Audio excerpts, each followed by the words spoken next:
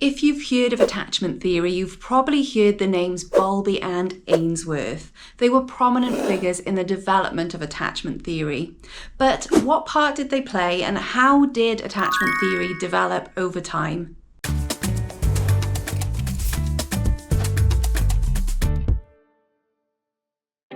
Understanding attachment theory can be really important for parents, carers, practitioners, and therapists. It can explain a lot about how we behave and interact in relationships. Understanding it can give us a deeper understanding to really help us help those we're caring for and supporting. As a trauma therapist working with children who've experienced early life trauma, attachment theory is an integral part of my practice. I use it every single day. I'm also really interested in the history of attachment theory, and understanding the history has really helped me to understand attachment theory in more depth and apply it to my practice even more. Attachment is the term used to refer to the psychological connectedness between human beings. Attachment theory was developed by John Bowlby, who was a psychologist and psychoanalyst. He started to develop the theory in the 1950s. To understand Bowlby's interest in attachment, we need to look back to his childhood.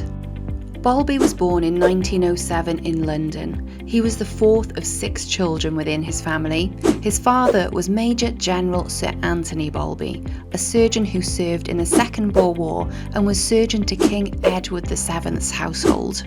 Like many children of his social class, Bowlby was brought up by a nanny. He was separated for long periods of time from his mother and father, which he later reflected on in some of his writings. In the 1920s, Bowlby started his university career. He studied medicine at Cambridge University, following in the footsteps of his father. It was during these studies that Bowlby became interested in developmental psychology. This interest led to him taking some time out of studying to work in a school for delinquent children. This work led him to believe that the problems children face should be understood at a developmental level. Bowlby returned to medicine and, following his training, trained in psychiatry, and in 1936 qualified as a psychoanalyst. Bowlby had an interest in the effects of parent-child separation. His research started prior to World War II and continued throughout the war. He considered correlations between behaviours and family histories of children classed as delinquent. During the first winter of the Second World War, Bowlby started working on his first publication, 44 Juvenile Thieves. He looked at 2 groups of children, those who had a history of stealing and those who had no history of stealing, and he compared the 2 groups to look for similarities and differences in their backgrounds. Bowlby studied 44 delinquent children from the children's clinic he was working in. He compared children with a history of stealing to a control group receiving treatment for various issues but without a history of theft. A key finding was that 17 of the 44 children who stole had experienced early and prolonged separation of 6 months or more from their primary caregiver before the age of 5, compared to just 2 of the 44 non-delinquent children. Bowlby also looked for characteristics in the children and classified them. One of the characteristics was being affectionless, and notably 12 of the 14 children characterised as affectionless had undergone complete and prolonged separation from their primary caregiver before the age of 5.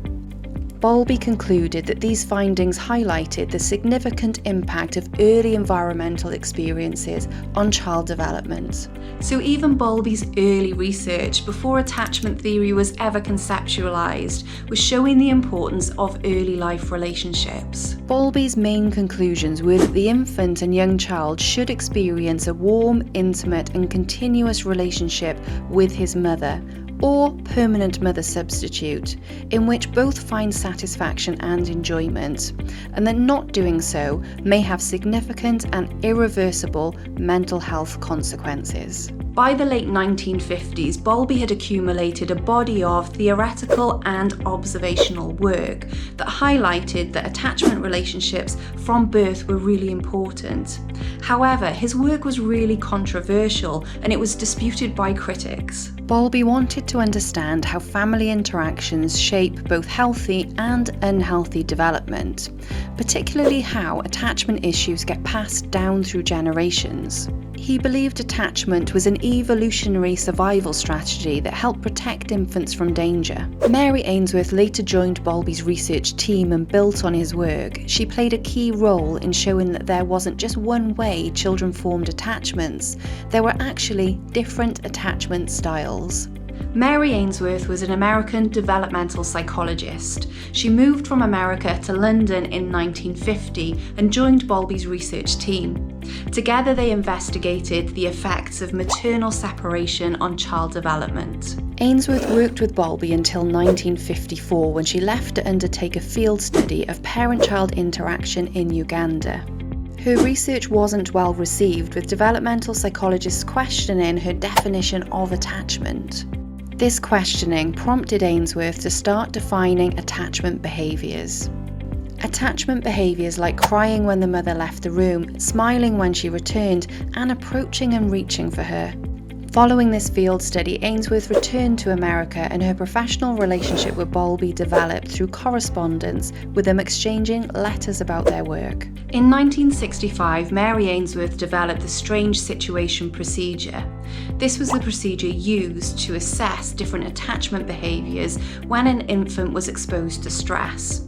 That stress was when a mother left the room and a stranger entered the room, hence the name the strange situation.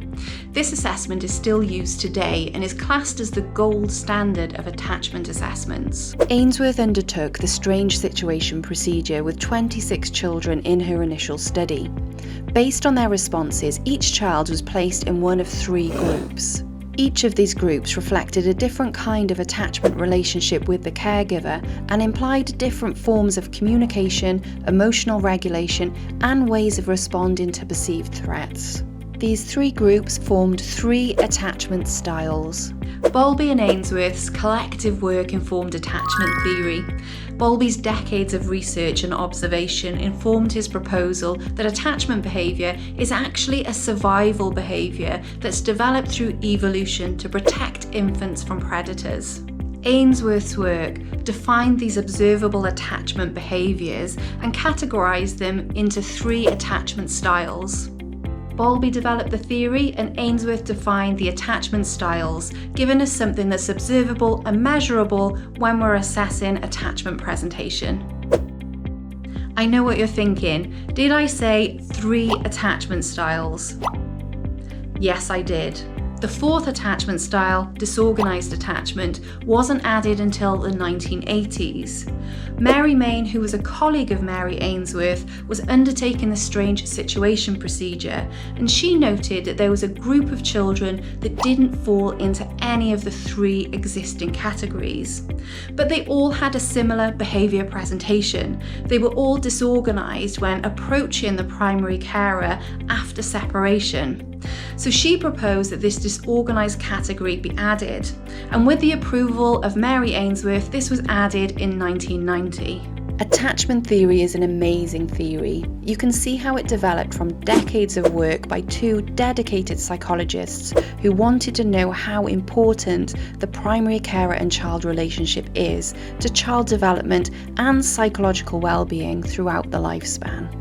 Their conclusion was that these early attachments are very important and can shape relationships throughout our lives. Attachment behaviours are essentially survival behaviours, protecting the infant from predators. Attachments are formed through interactions with our environment, and the care an infant receives will determine the attachment style they form and the blueprint they have for attachment into the future. The history of attachment theory is not only interesting, it can help us understand attachment in more depth. If you want to know how to integrate attachment into the care you're providing, here's one trauma-informed care top tip. Check out the videos we have on the 4 attachment styles. These videos detail the attachment behaviours associated with those individual attachment styles, as defined by Mary Ainsworth. These will help you spot these attachment behaviours if they're displayed by your child, and that means you'll be able to identify when they require your support and then integrate that support into your trauma-informed care in practice.